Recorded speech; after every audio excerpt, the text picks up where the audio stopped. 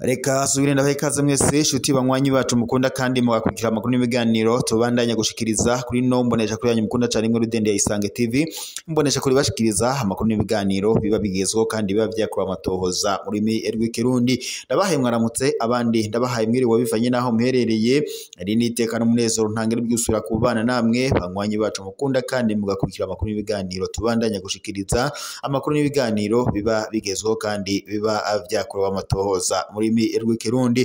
Reka nkengurukire bamwe mwese mudukurikira muri mu micungararo igize igihugu cyacu Burundi, abadukurikira bari mu bihugu bibanyi ndetse n'abari mu makungu ya kure mwese ndabahaye kaze mu makuru yacu yo muri iki gitondo. Amakuru abazindutse avugwa mu isata bitandukanye haba muri politiki, mu nkino, mu ndero, mu iperereza, mu gateka kaze na muntu, mu makungu ya kure ndetse n'andi makuru yose abazindutse avugwa ijya nino. Ndabahaye mwaramutse abandi ndabihaye mwiriwe bivanye naho muherereye. Eri niteka n'umunezero ntangere byusura kubana namwe banywanyi bacu mukunda kandi mugakurikira amakuru n'ibiganiro tubandanya gushikiriza. Reka mbahe kaze mu makuru yacu yo muri iki gitondo, amakuru abazindutse avugwa mu bisata bitandukanye akaba rero ari amakuru na cyane araza agushimikira ku ngingo nkuru zikurikira. Nyuma yuko umukuru w'igihugu cy'u Burundi Evariste Ndayishimiye afashe ingingo yo guhindura leta agashyira ko leta nshasha irongowe na Nestor Ntawontuye, ikaba kandi ari leta yaje isubirira yari irongowe na Gervas Ndirakobuca. Kuri ubu ngubu rero leta nshasha ya Nestor Ntawontuye iriko iravugwamo amabi menshi cyane ndetse abanyagihugu barafise ubwoba ntangere, aho rero bariko bariyamiriza ibiriko biravugwa ni leta nshasha irongowe na Nestor Ntawontuye.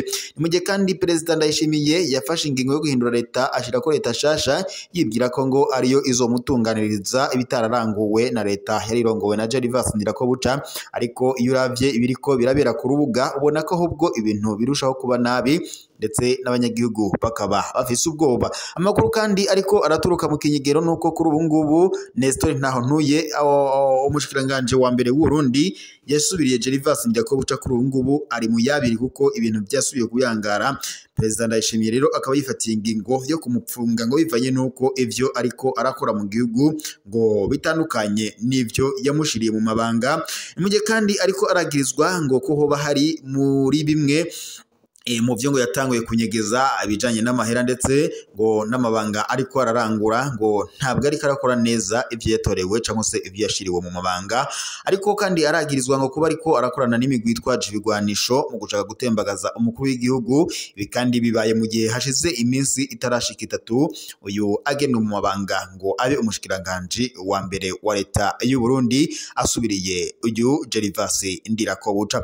Ivyo byose mu kanya ku buryo bw'idonido turaza kubigaruka ko turabira hamwe ese uyu Nestor Ntawontuye azize iki, ese Perezida Evariste Ndayishimiye nibiki yamukoreye bitumye amupfunga, ko tuzi neza ko yari umwizigirwa mu biro by'umukuru w'igihugu cy'u Burundi Perezida Evariste Ndayishimiye. Turaza kubigaruka ko mu kanya ku buryo bw'idonido, turaza kandi no kunyarukira ku bitaro byitiriwe umweranda Karori, tuze kurabira hamwe kubiko birahavuga ko kuri ubu ngubu ibitaro byaba byaturiwe ndetse ngo n'abagwayi itsinzi bakaba bahasize ubuzima. Byose ku buryo bw'idonido turaza akubigaruka ko. Turaza kandi kunyarukira kubiko biravugwa n'ubundi muri leta nshasha irongowe na Nestor Ntawontuye. Turabire hamwe kubiriko biravugwamo aho abanyagihugu basubiye guhaguruka ndetse banafise ubwoba ngo babona ko intwaro ya Nestor Ntawontuye izobatakuwa amazi na cyane ko ngo ivyo ariko leta yiwe nshasha iriko irakorera abanyagihugu biteye ubwoba. Kuri ubu ngubu rero abanyagihugu bahagaritse umutima bariko baratabaza umukuru w'igihugu ngo abafasha bivanye nuko ivyo ngo bari biteze kuri leta nshasha ya Nestor Ntawontuye ngo bitariko biragaragara. Reka rero ndakwibutse ubanze ufyonde suivre partage ndetse na sabone kugira tuze tubana amakuru n'ibiganiro tubandanya gushikiriza kuri iyi munesha kuri yanyu mukunda cyane imwe Rudende ya Isange TV. Umunesha kure iba iriko irabashikiriza amakuru ibiganiro biba bigezweho kandi biba byakora amatoza muri rw'ikirundi. Reka rero ngarukenda bahekaze mu makuru yacu ku buryo bw'idonido tugiye guhera kwereka aravuga yuko kuri ubu ngubu umushikiranganje wa mbere wa leta y'u Burundi mushasha ari we Nestor Ntawontuye kuri ubu ngubu yamaze gutabwa mu mvoto. Imvo nta yindi ariko arakira yagirizwa ngo kunyonora amatungo y'igihugu ndetse no gushaka kugambanira umukuru w'igihugu cy'u Burundi Perezida Evariste Ndayishimiye. Ni mu gihe kandi Perezida Ndayishimiye yaramaze iminsi mikeyi amushize mu mabanga aho yari yasubiriye uyu Gervas Ndirakobuca. Kuri ubu Gervas Ndirakobuca ari mu kibanza cyo kuba ari umukuru w'inama nkenguzamateka mu Burundi. Ni mu gihe kandi na Gervas Ndirakobuca muri ico kibanza yarimwo byagaragaraga ko atarameze neza, aho ndetse abanyagihugu bavuga ko yari yarabohewe amaboko imugongo adashobora gufata ingingo nimwe. Ni mu gihe kandi ngo ico kibanza c'umushikiranganje wa mbere umutambukanyi w'umukuru w'igihugu cy'u Burundi Angeline Ndayishimiye ngo ari we yifuza ko agitangamo amategeko cyangwa se ari we utanga itegeko ry'ibigomba gukorwa muri ubwo bushikiranganje. Ni mu gihe kandi Gervas Ndirakobuca we ngo ivyo byari byaramunaniye rero atifuzaga ko yotegekwa n'umutambukanyi w'umukuru w'igihugu cy'u Burundi Angeline Ndayishimiye.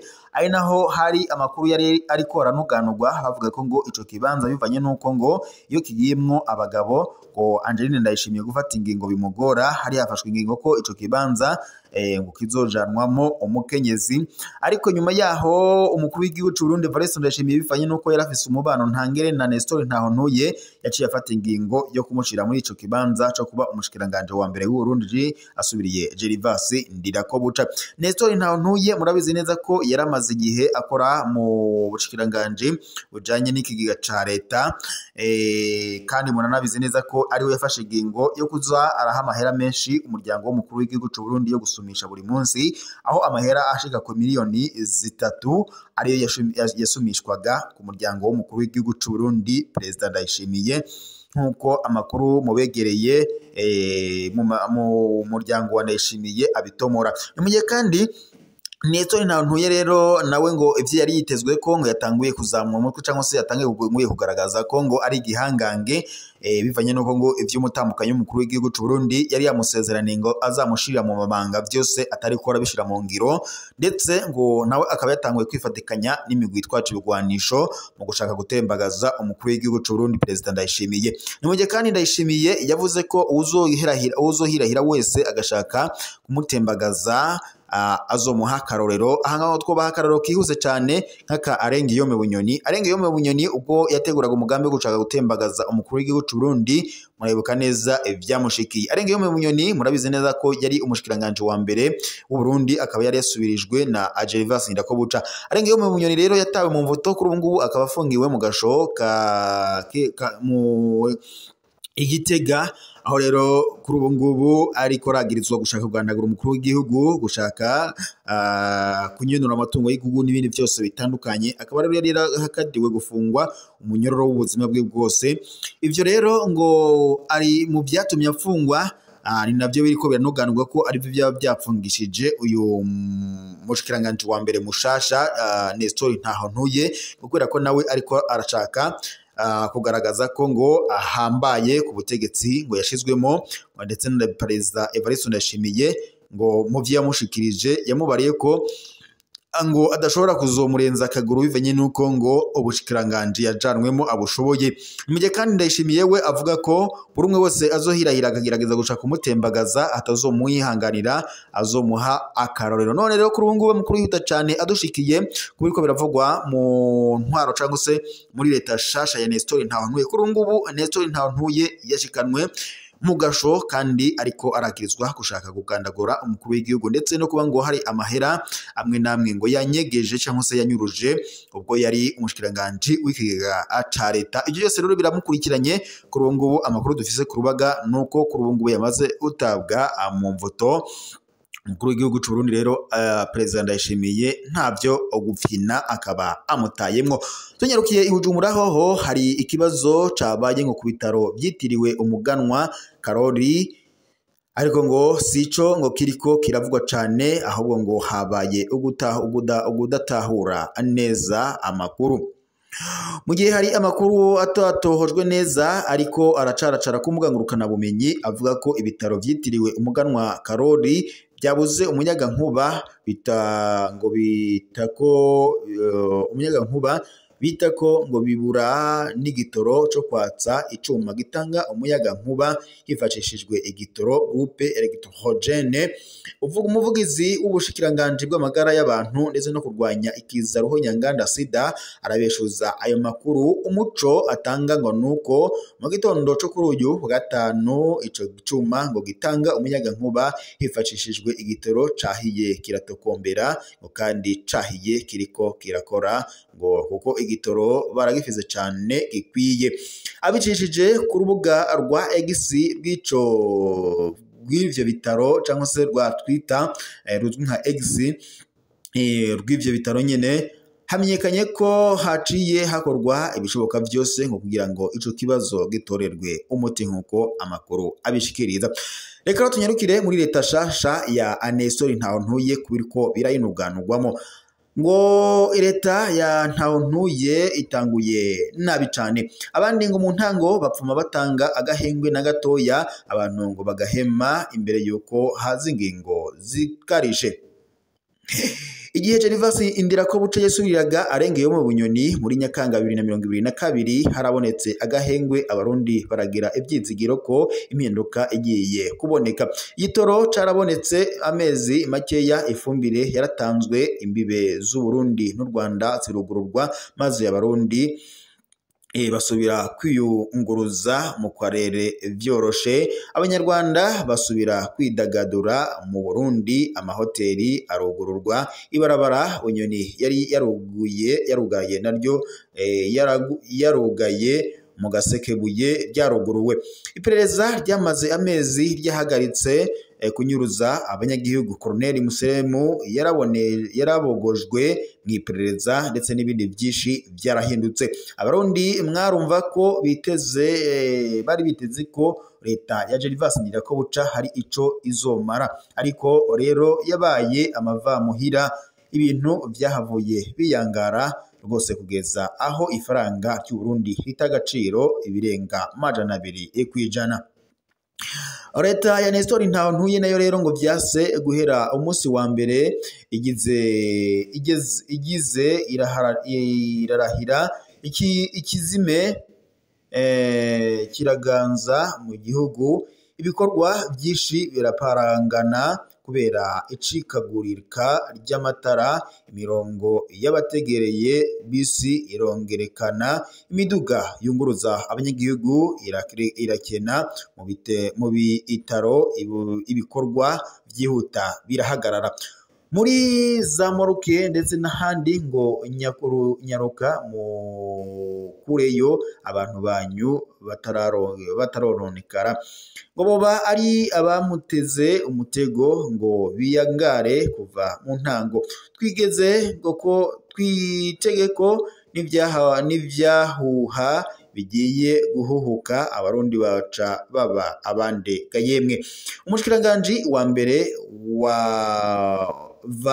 mu Gacerere mu Kirundi bavuga ngo ubuja gusha buratagata ntiwananirwa, ukwezi kwa mbere ikiringo cawe cose kizoba gipfuye. Hari ingingo zihuta ushobora gufata, abarundi bakamenya koko haje leta ashasha. Ica mbere ubu nyene urashobora kurekura abanyororo bose bahejeje umunyororo wabo, benetse n'abanyororo bose bajejwe mu masentare, aho bose nta numwe atahura impamvu bapfunzwe. Ica kabiri ubu ushobora kurekura abantu bose bapfungiwe ideni, ushobora kandi gufata ingingo nziza zerekeye abahejeje umunyororo bakabura ingene bariha idahabu.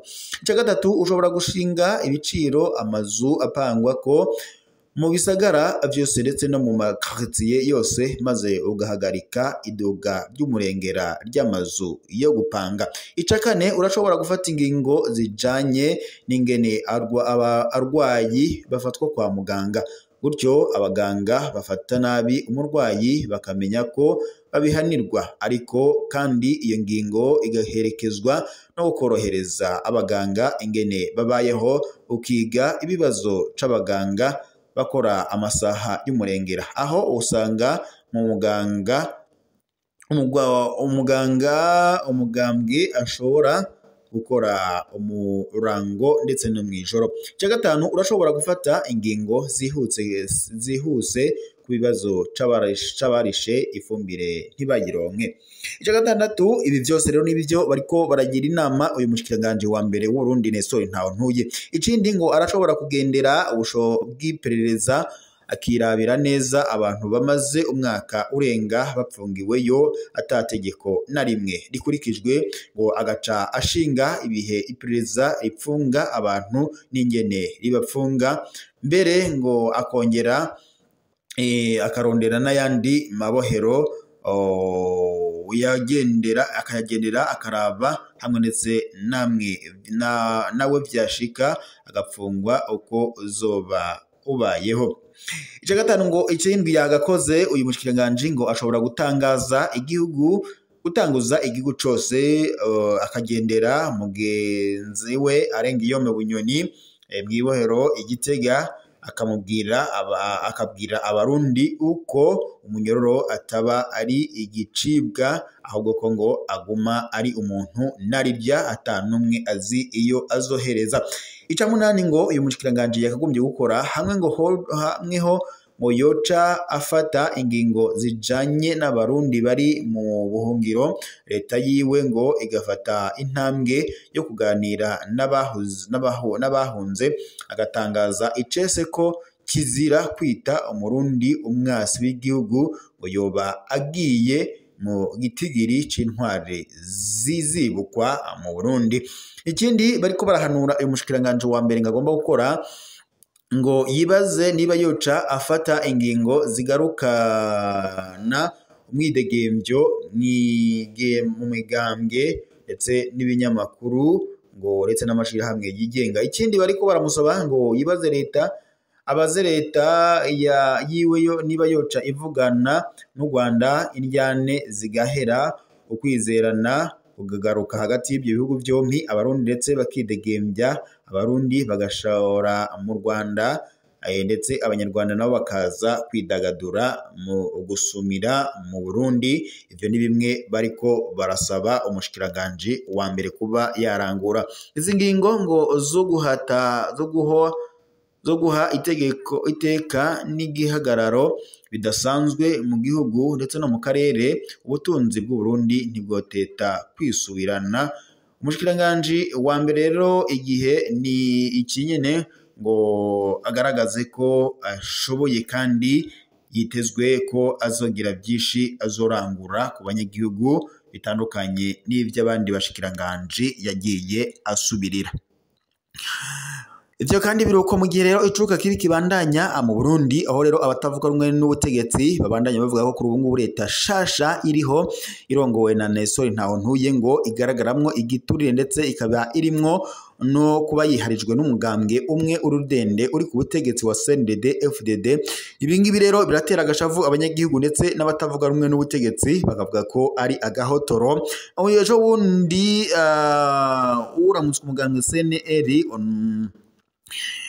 Nestor Girkwishaka yaragabishije avuga ko ngo ibiriko birakorwa mu Burundi ari agahotoro, ndetse ngo kuba umugambwe umwe wiganziye atari byo bizoshikana abanyagihugu ku mbono kazoza yifashe i Burundi buteye imbere mu mwaka wa 2060 nkuko amakuru dukura ku rubuga abishikiriza.